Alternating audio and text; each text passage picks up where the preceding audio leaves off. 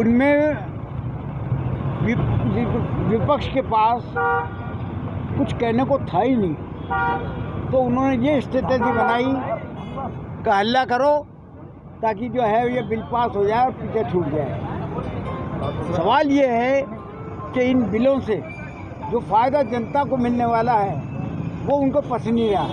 मोटे तौर पर वैसे भी देखा जाए तो जो मुख्यमंत्री जी की पॉलिसी थी और उस पॉलिसी के तहत में करोड़ों लोगों को जो राहत मिल रही है, महंगाई से राहत मिल रही है, हर तरह से राहत मिल रही है, उसके बराबर में कोई ऐसा मुद्दा इनके पास नहीं है। तो क्या करते हैं? तो षड्यंत्र रच करके एक लाल डायरी का किस्सा बनाया गया और एक हमारा ही विद्रोही आदमी जो था उसको पकड़ करके जो है उसको आगे करके और उसको उससे जो है सारी बातें मिली भगत करके विपक्ष ने, भारतीय जनता पार्टी के लोगों ने मिली भगत करके ये सारा षड्यंत्र किया है। तो षड्यंत्र का पर्दाफाश तो हो चुका, क्योंकि जो उठाने वाला आदमी था, जो ये दावा करता था कि साहब लाल डायरी में मैंने लाल डायरी चुराई, वो कभी तो कहता है कि साहब सीएम ने मुझसे कह दिया था कि लाल डायरी को चला दो, कभी कहता है कि साहब कुछ पन्ने फाड़ लिए।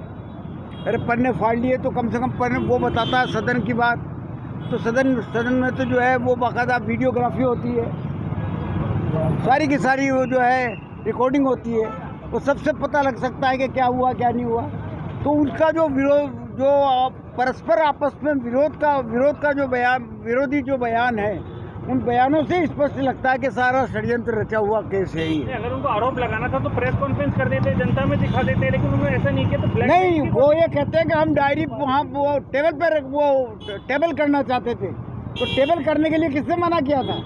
वो तो वो स्पीकर के ऊपर डायस पे पहुँच करके स्पीकर को दिखा रहे थे डायरी, बस। किसने मना किया? तो आज तो खैर उनको निकाल रखा था, तो कम भारतीय जनता पार्टी का ही कोई आदमी रख देता, टेबल कर देता। जनता में जिस प्रकार का वातावरण बन चुका है कांग्रेस के पक्ष में और गहलोत साहब के पक्ष में, उसका मुकाबला किस प्रकार से किया जाए? तो कोई ना कोई षड्यंत्र रच करके इस प्रकार की झूठी बातें जनता में फैलाने की सारी कार्रवाई वो है, फर्जी कार्रवाई है। धारीवाल जी, अब जनता की अदालत में आप जा रहे हो वापस से, जनता के बीच फिर से जाओगे आप लोगों के चुनाव में। हाँ। कितनी उम्मीद है वापस आने की आपकी भी और कांग्रेस की? मैं आपसे फिर दावा से कहता हूँ कि सरकार कांग्रेस की बनेगी। लोग खुद कहते हैं। मैं पदयात्रा पे हूँ, करीब 1 साल हो गया मुझे पदयात्रा करते करते, एक घर पे जा रहा हूँ और कम से कम भी आप ये देखिए न करते हुए भी मैंने जो मेरी विधानसभा क्षेत्र में जो 56 वार्ड है, 56 वार्ड में से 50 वार्ड मैंने कवर कर लिए।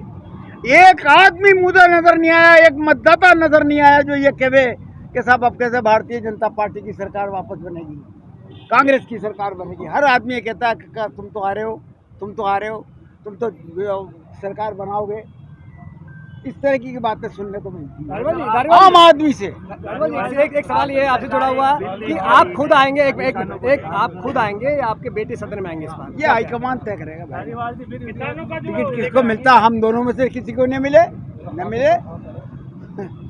और तो को नहीं मिल जाए। ऐसा तो नहीं होगा सर, आपको तो किसानों को लेकर के एक बिल लेकर के आए, किसानों को कैसे राहत देंगे? किसानों के हित का बिल है, हमें क्या कहना है? उनके पास नहीं था कुछ कहने का यार, हमसे क्या कहलवा रहे हो आप? बीजेपी वाले कह रहे लागू नहीं हो पाएगा, 3 महीने तो बचे हैं। वो छोड़ो आप, वो तो सब बातें बहाने की है। बिल बन चुका, बिल पास हो चुका, अब क्या राज्यपाल जी के पास जाएगा, जाकर के पास। तो ये बूढ़ा जो है ये डायरी के कुछ पन्ने लहराते हैं, आज फिर देखा ये क्या? आप बार डायरी की बात कर रहे हो, जो डायरी है ही नहीं, जिसका अस्तित्व नहीं है, आप उसकी बात पूछ रहे हो। 3 पन्ने दिखा रहे थे, 3 पन्ने आज दिखाए ये लाल डायरी के पन्ने।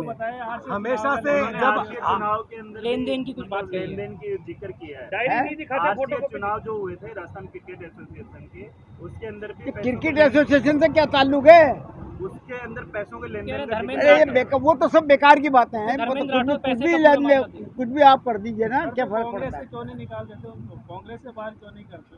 कांग्रेस से निकालने का एक प्रोसीजर होता है, वो प्रोसीजर हाँ वो चल रहा है।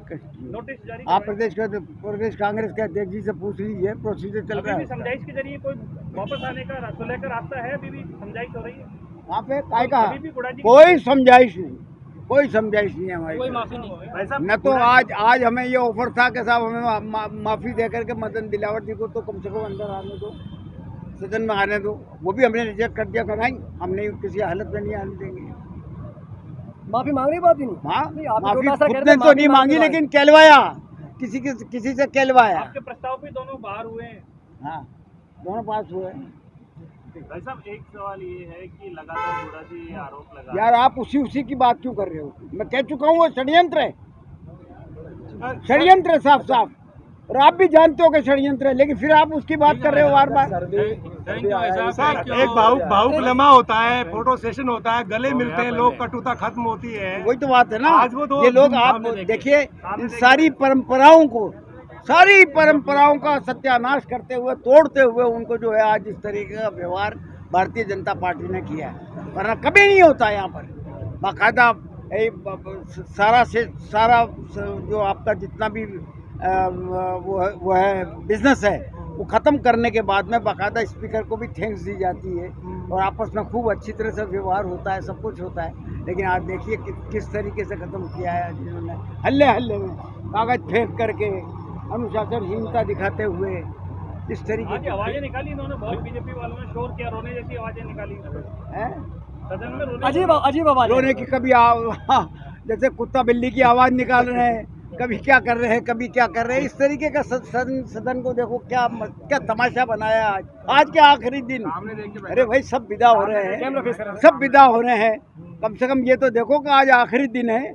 आखिरी दिन तो जाते तो अच्छा व्यवहार करना चाहिए था। स्पीकर साहब को धन्यवाद देना चाहिए था कि उन्होंने नियमों को, जितने भी जो नियम बने हुए हैं, उन नियमों को किस बेहतरीन तरीके से लागू किया है, और किस प्रकार का जो है क्या नाम, नया वातावरण बनाया है। क्या 20 सवाल थे, 20 के 20 सवाल आ गए। इस तरीके का प्रबंध किया है उन्होंने कभी अनुशासनहीनता को बर्दाश्त नहीं किया, चाहे वो कांग्रेस की तरफ से हो और चाहे बीजेपी की तरफ से हो, कभी बर्दाश्त नहीं किया। आप में बहुत राजनीतिक दमखम नजर आता है। मेरे साथ मेरा बेटा नहीं चलेगा तो कौन चलेगा, कोई दूसरा। फिर भी ठीक है भाई साहब, चुनाव भाई वो राजनीति में है, और पिछले 9 साल से राजनीति में है, लगातार जनता की सेवा करता है, तो इसलिए उसको जनरल सेक्रेटरी बना दिया हाईकमान ने। मिलना चाहिए। तो इस बार चुनाव लड़ेंगे वैसा आपके वजह? वो हाईकमान तय करता है भाई, हमारे यहाँ कौन किस कहाँ से लड़ेगा। डिमांड तो करती, मजबूत कमजोर डिमांड नहीं करती, डिमांड नहीं, हाईकमान अपना फैसला करता है। राम राजी है ना? क्या जनता भी राजी होगी कांग्रेस साथ में इस बार? राम तो राजी है, देखो आप, खूब बारिश आ रही है।